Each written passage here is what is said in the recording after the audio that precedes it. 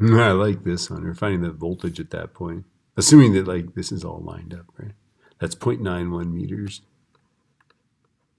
This is 1.38 meters, right? Okay, and they're both positive, so this is picking fruit off of low limbs. Okay, so the voltage due to Q1 at point B, right, is going to be 8.99 times 10 to the 9th, right, times, what is it, 1.1? 10 to the minus 6th divided by 0.91.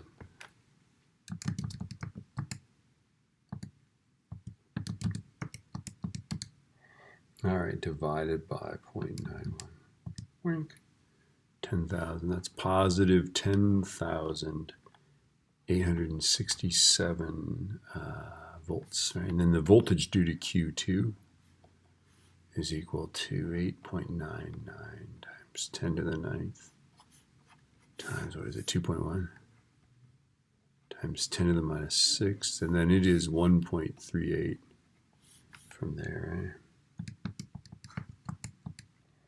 2.1 e minus 6 divided by 1.38 is 13,680.4 volts. Positive, right?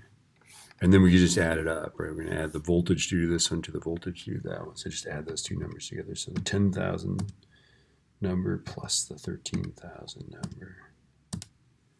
I get 24,547.5 volts roughly. With I guess with two sig figs, you'd say about 25,000 volts.